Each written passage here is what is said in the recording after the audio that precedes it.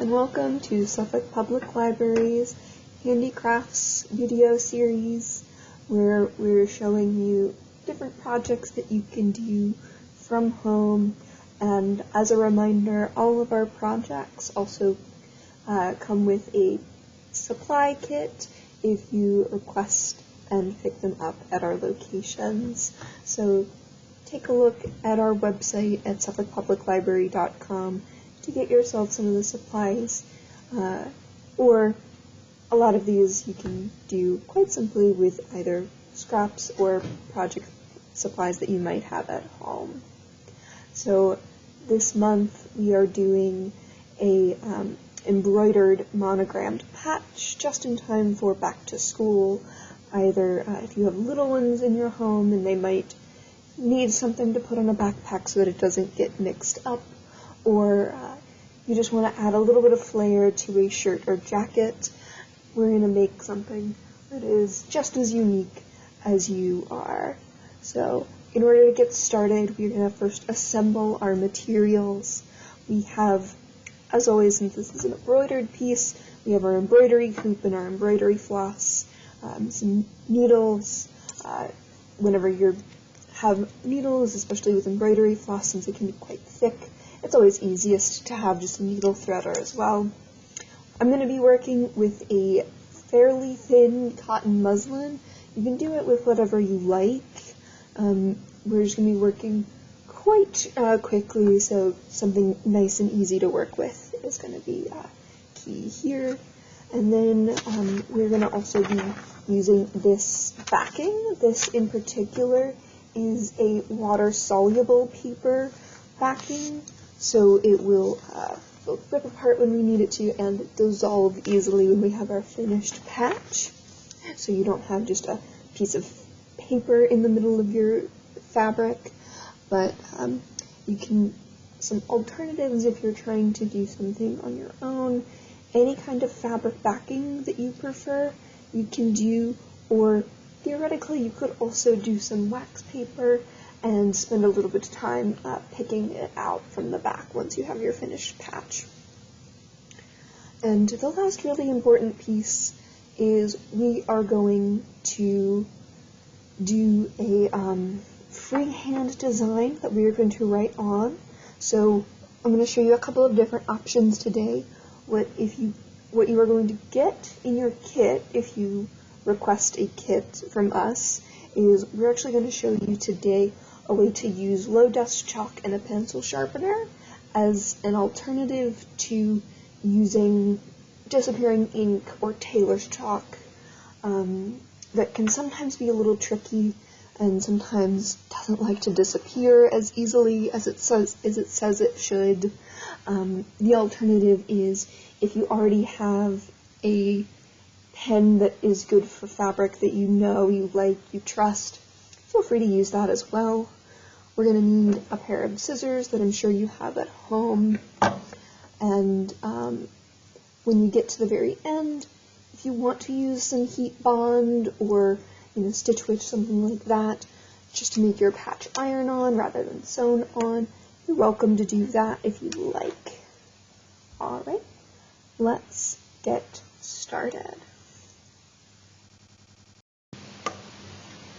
Alright, so as we're getting started, first step is to get our hoop ready, and we're going to put both our backing and our fabric on. So just to unscrew our hoop and separate them, you don't typically have to separate them entirely. In fact, it can sometimes be more of a pain than is truly necessary, but in this case I'm going to, just to really make sure that both of my pieces get smoothed on. And then in general you want to make sure that you're aligning your hoop with the weave of your fabric. So you want generally to go with the fabric, and just screw it on tight. Sometimes they decide to work a little bit more on others. You want to make sure that it's pulled all the way taut. And when you're doing that, just be very careful because your backing can quite delicate, and that's what we're looking for in the later stages. We'll be wanting it to be quite delicate because we'll actually be pulling it off of the backing as one of the key steps. But for now, we don't want it to rip yet. We haven't even gotten started. So this is what it's going to look like, and if you're getting the kit from us, you'll get a full square. But I want you to be aware that if you are doing this on your own, or you're really excited and you want to do more, you can absolutely do just a strip. It's a great way to use up some of your scrap fabric. So you don't have to fill up the entire hoop as long as you have sufficient tension, and it will give you enough space for your patch design and a little bit of extra so that you can move around it. Alright, so we're going to make sure that we have a nice taut space, nice and tight like a drum. And then the next thing we'll do is we're going to sketch our design. So I gave you the teaser that we are going to actually do something a little unconventional. Instead of using a tailor's chalk or anything like that, we are going to pick a regular chalk, and this is actually in a color. I've chosen a color that is quite similar to our embroidery thread that we're choosing for our design. And we're just going in to your regular, dollar store manual pencil sharpener, and we're just going to sharpen it all the way until it is as sharp as can be. And sometimes a little bit of chalk falls out of your sharpener. It's okay. So we'll get it as sharp as it can be. And we might have to revisit the sharpener as we use it, it will dull a bit. I'm going to brush this chalk away, the excess chalk. I'm going to get started. So I'm going to use this just like a pencil and just very lightly, because you don't want to impact how taut this is. So just very lightly sketch, and you might also find that it is easier if you placed something underneath here. So feel free to do that if you find that you're putting too much pressure on the top of your fabric. So you're welcome to add, a thin book or a can top, something like that, under here to give yourself a little bit of support. So let's do some lettering, and this is where you can go nice and slow.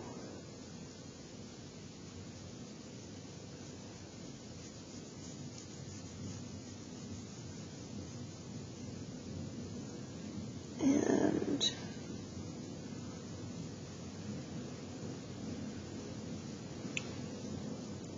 do your lettering. Now, I recommend doing something fairly large, because something larger will obviously be a little easier for you to embroider, but it is up to you. Any fine details or curves you'll see when we get into the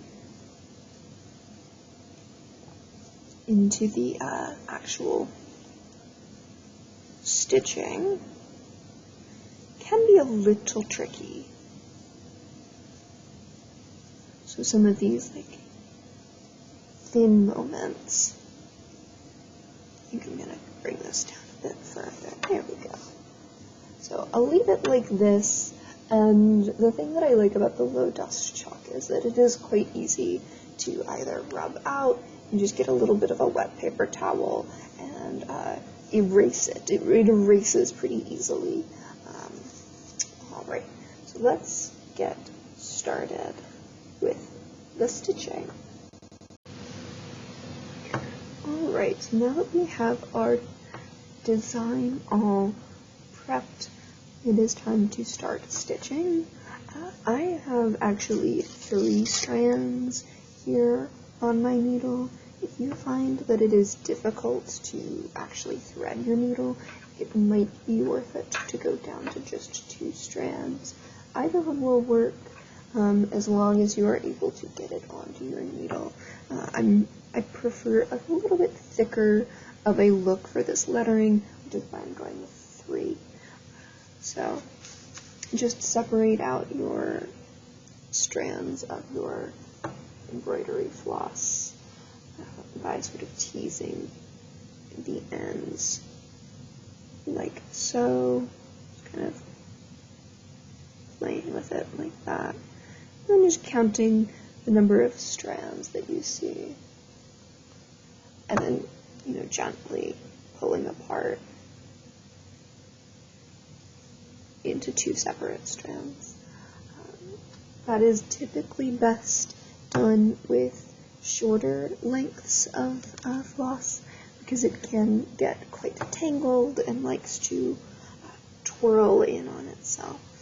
So do be careful, especially if this is your first time really separating embroidery floss. I wouldn't plan on cutting a whole length for your entire project and then trying to separate it all in one go. That's just a recipe for a lot of tangles, both as you're separating it and throughout your project. So we are going to explore 2 different types of stitching for our lettering.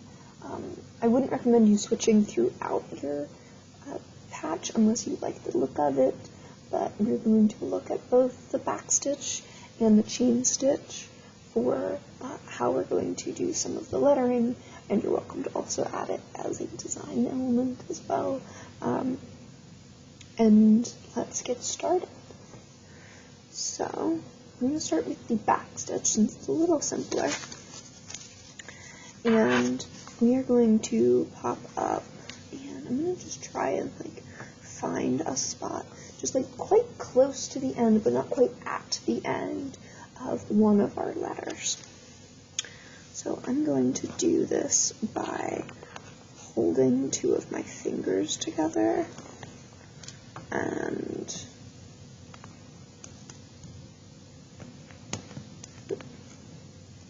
there we go. Holding 2 of my fingers together and feeling at that spot, and then feeling for them with the needle in the back, just so that I can find a good spot to come up, since we don't want to puncture the backing too much. We don't want to go just poking a bunch of times trying to find the right spot to come up, although that is a way to do it sometimes. And then what I'm going to do is I'm just going to hold on to the back, the last couple inches of the thread with my fingers that I have back here, so that we can weave in our ends. If you prefer to hold on, and if you prefer to do a knot on the backing, you're welcome to it, but I'm going to just try and weave in my ends here. So for the backstitch, we aren't coming up right at the end of the letter or at the end of our line. We're coming up just near the end of it, and then we are, as you might expect from the title, from the name of the stitch, we are going to go backwards towards the end and underneath. And then what I typically do is I try to put just a finger in the loop that's created, just so that it doesn't get tangled too much.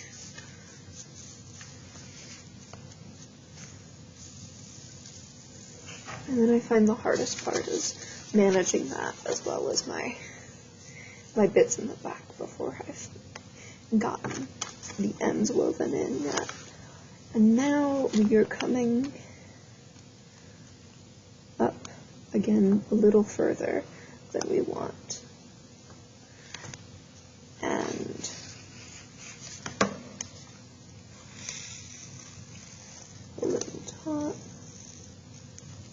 here's where you can start weaving in your end, right? Let it hold tight. And then coming back in the same spot that your original needle came up.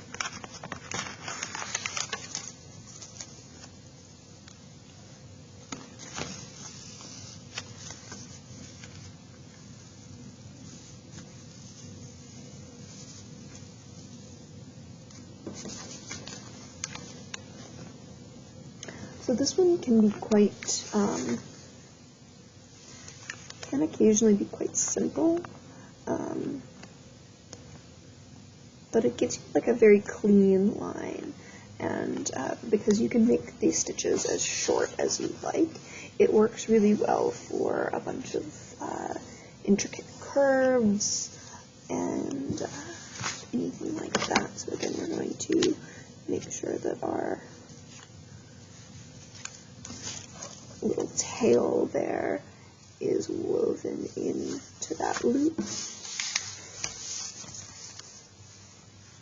And then we're going back into the stitch, into that hole from the previous stitch.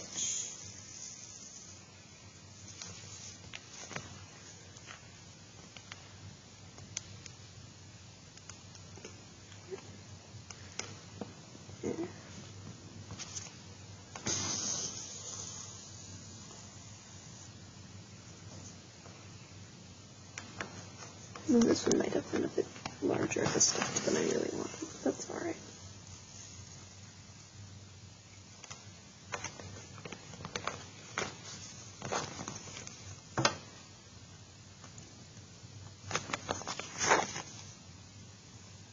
Yeah. You can see our ends are now, woven in. We don't really have to worry about it untying itself or accidentally pulling through all of our work so far. So good on there.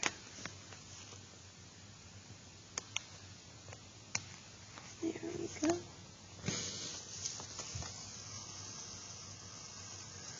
And if you keep going like this, this will be your chain stitch, or this will be your back stitch.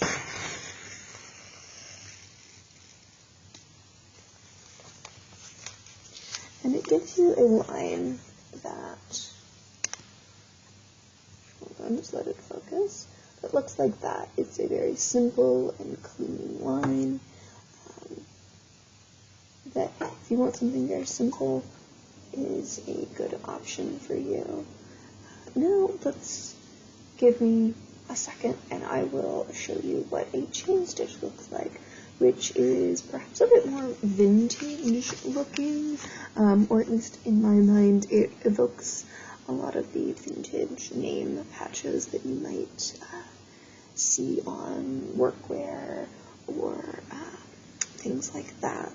So that's what we're going to do next. So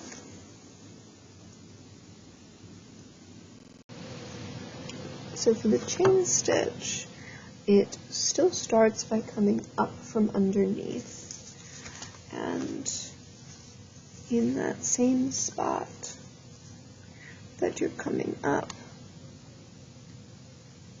you're then going to go back down with your needle, and then you're going to attempt to go straight across so that your needle does this and essentially goes through a spot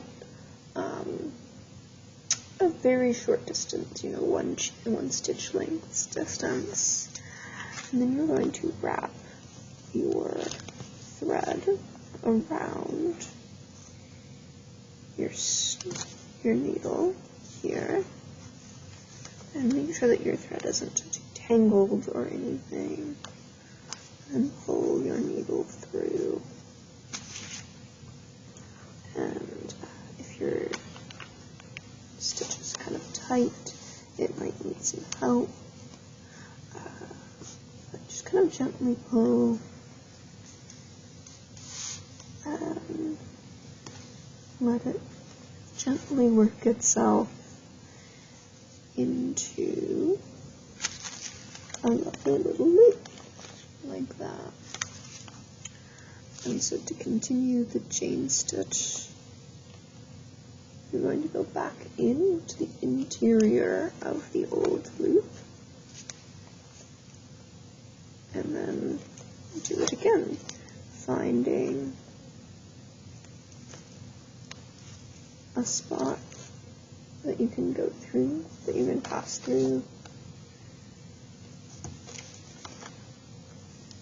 and loop your thread around, checking on your thread before you pull through,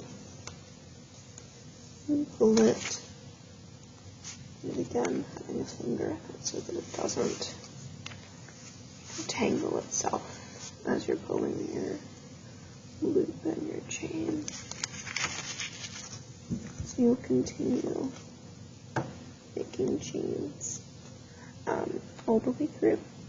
So this is going to be better suited if you can make these certainly smaller than I'm making them here, since you're not making them to demonstrate.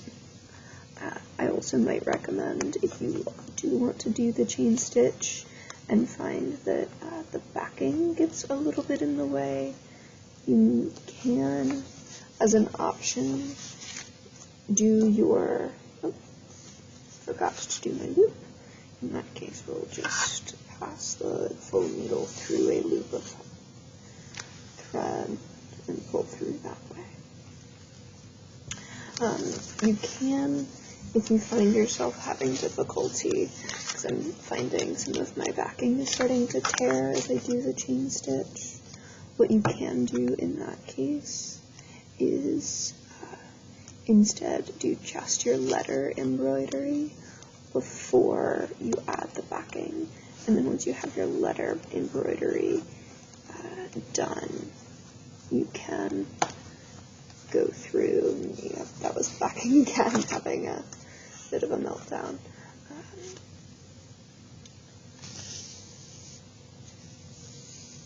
So you can add it on before we do our perimeter of the patch, and then the perimeter will attach these two pieces together, which is going to be a specific, this is going to be something you need to do. Put a little tangle here. So whichever you decide to do, feel free. Like I said, I think the backstitch is probably best suited for something very small and detail-oriented. The chain stitch gives you this really interesting, more vintage look, and it will be better suited for something that's a bit larger. The other thing that you can do if you're working a smaller piece on the chain stitch is you can just go straight down, straight up, rather than trying to do the, a cross method, rather than trying to make it look like it's going straight through the holes at the same time. So remember, it is through essentially the eye of the chain that you have just made, and then so it's down through the eye that you've just made, and then up, and then it is looped through some of your remaining sort of working thread, and then you just pull it through.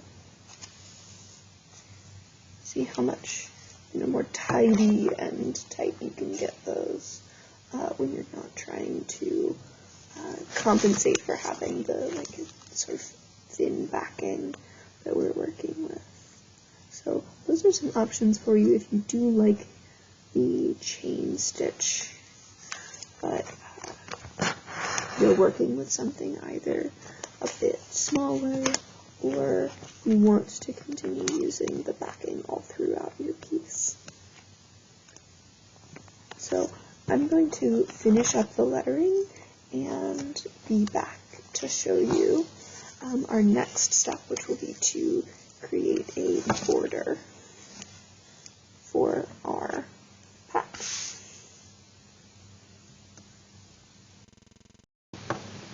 Alright, so we have gotten to the fun part. We finished our lettering. You can see I've done a chain stitch, pretty thin, all the way through, and this is kind of what I mean when I say it gives a little bit of that vintage touch. And then what I've done is I've just taken our chalk and done an outline of where I want our actual borders of the patch to be. You can see I a little bit messed up here, so I compensated. And so what we're doing is we're just doing a running stitch, a very simple running stitch to define those borders and secure our top fabric to our backing. And so if you decided to embroider your lettering or any of your things without the backing on them, this is the time to include the backing onto it and make sure that your backing and your fabric are absolutely secure with this border. So I'm just going to finish this up, and we're just going to finish with this running stitch. And it doesn't have to be the prettiest, it's going to be covered up in a moment with our satin stitch border. So just want to make sure that it is secure all the way around.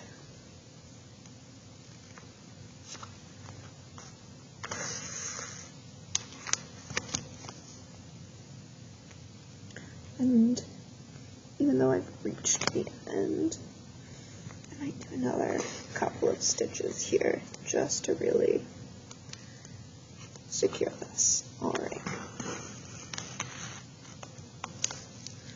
And then got a little extra fuzz back here. So what we're going to do is we're just going to secure this with a knot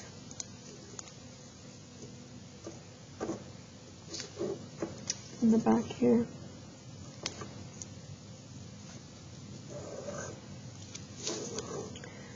And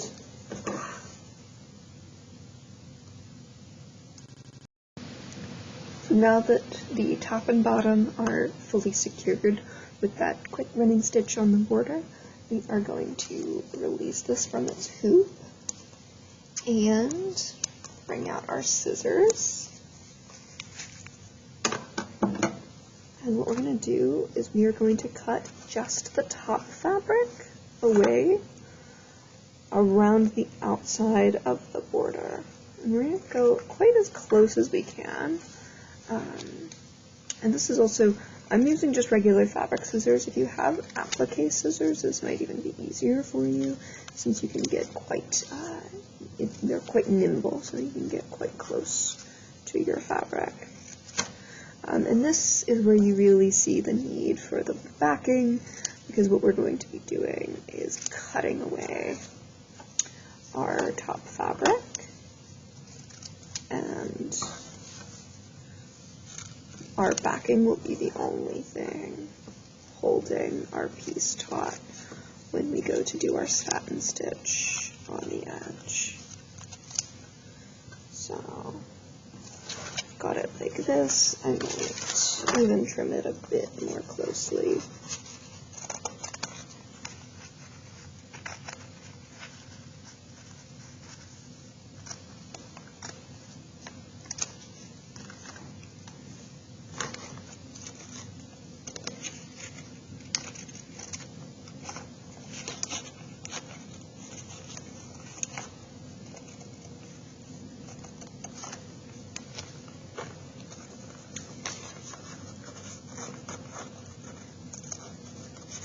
Some amount of fabric left here is okay. It'll get, dealt with and covered up by the satin stitch. And in fact, it'll give the satin stitch a bit more oomph to it.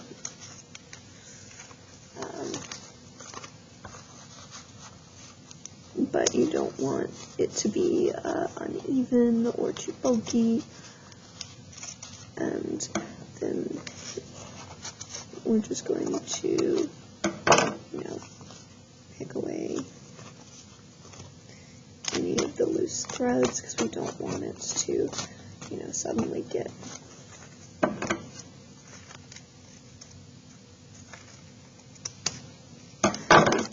those to suddenly get into our lovely border. So this is what we are now going to put on to our, we've got all of these lovely loose bits. We are now going to put this back one more time onto the hoop. It's going to look like this.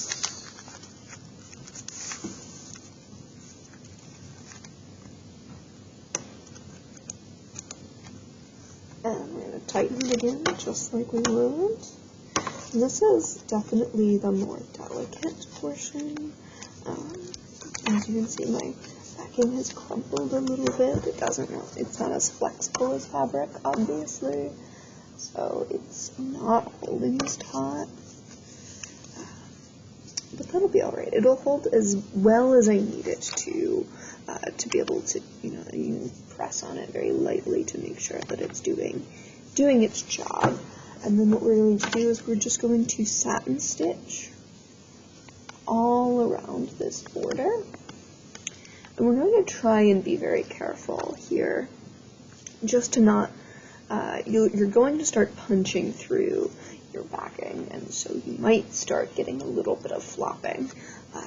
That's okay. Try and deal with it the best you can.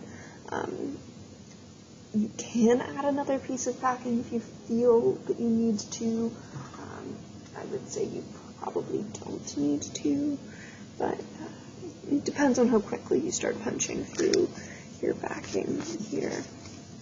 So I'm going to start my satin stitch. And remember, you want to start the satin stitch on the inside of your running stitch because you do want the satin to cover the running stitch. The running stitch isn't meant to be pretty. It's not meant to be part of the decoration.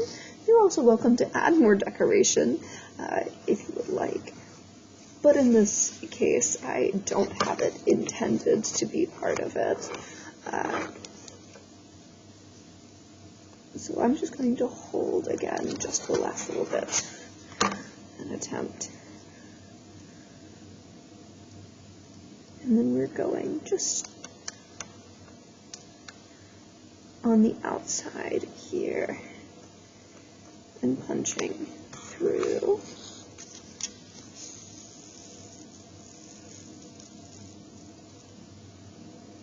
Coming down. And then right next to it. So again, satin stitch is all about covering very opaquely with a lot of your with a lot of your thread. So it's all about having a lot of coverage, and we're just holding in our end so it gets starting to get woven in. And we're going so that we're going underneath our edge and down. And this would be a good time if you do have a larger needle, say something with a larger eye, then this might be a good time to do a 6-strand, multiple strands, because it will make your satin stitch go faster. So just something to think about. I'm continuing to use 3 strands here, but something to consider as you're doing your satin stitch, because those can make the work go a little by a little faster. So I'm going to finish, continue doing this a bit more, and I'll check back with you in a moment. I just wanted to show you what it looks like when you have a line of these for the edge. So this is probably what's going to take up the majority of your time for this project. Just because satin stitching can take up quite a bit of time, and it can be a bit painstaking at times in order to get everything kind of aligned quite well.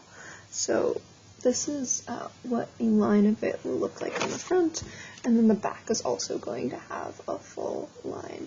And then once we separate and get rid of our backing, it should have a clean line of the thread on the edge as well here. So this is just to help finish up our ends and our edges here. So,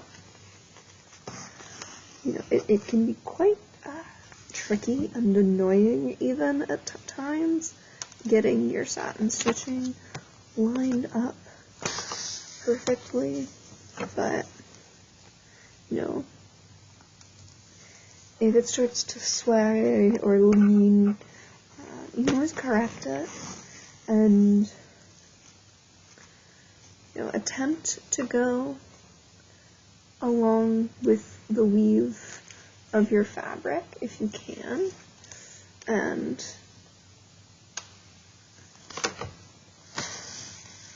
if you can't, then, well, that's part of the reason that we're making things handmade, is so that we can see that we've made them, right? Do we want to make things that look like a machine made them? I don't know, maybe you do. I think I'd rather see my mistakes as long as they look human. So you're also welcome to do your stitching a little bit more densely than I have them here. You're also welcome to leave your fabric top longer and then fold it in and iron it before you do this stuff. That might kind of keep you from having some of these frayed edges. All of that is up to you. This is the part that you're going to just spend quite a bit of time trying not to rip it off of the backing before you get too far. And, you know, just sit down in front of the TV and keep going. So, it'll take a bit, but it'll be worth it when you have something that is all yours.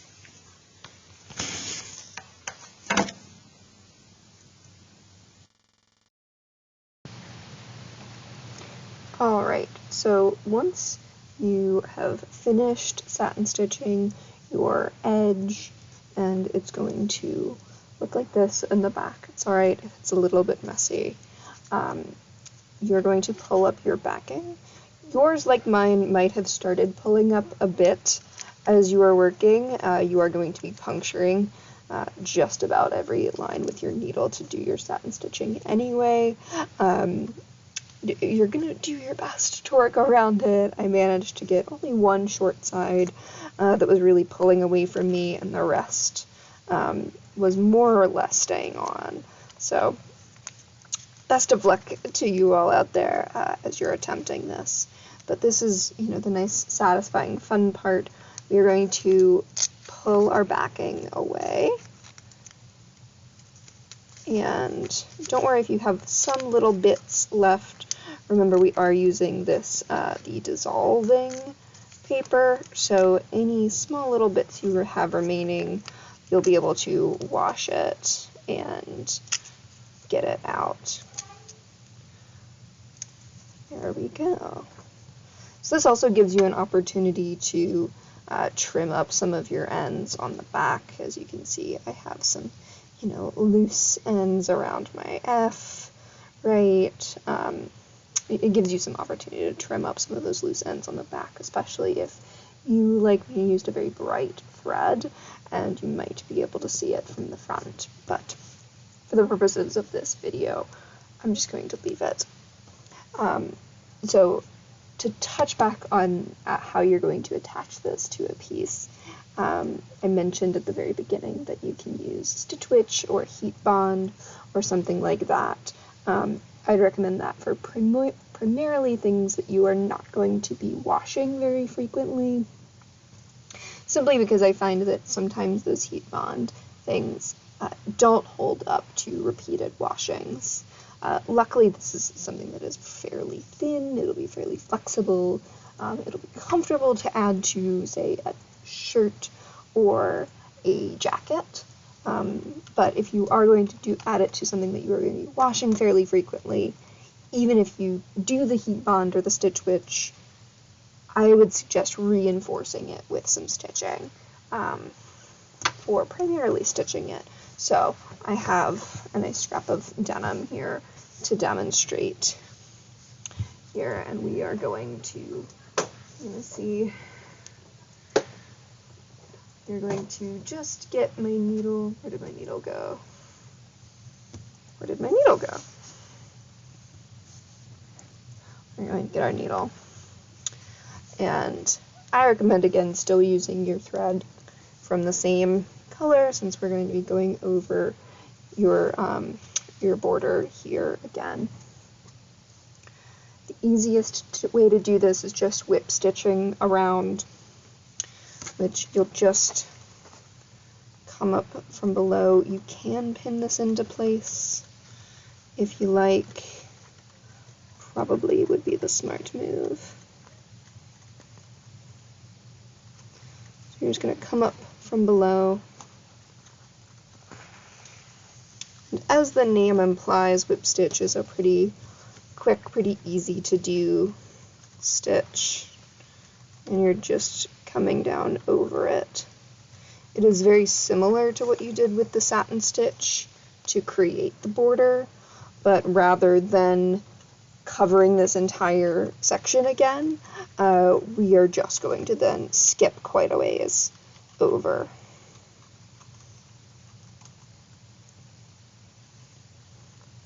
To the next spot. And then just creating another loop here. I'm creating these loops in line with the stitching of the satin stitching, because I don't want it to have a noticeable diagonal, which is one of the more common traits of a whip stitch. But you're welcome to have the more diagonal, more traditional whip stitch if you like. Again, one of the benefits of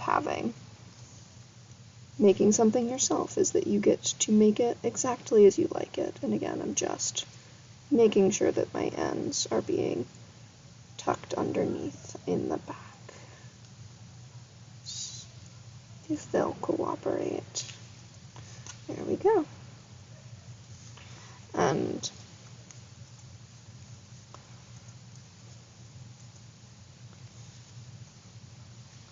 coming back up.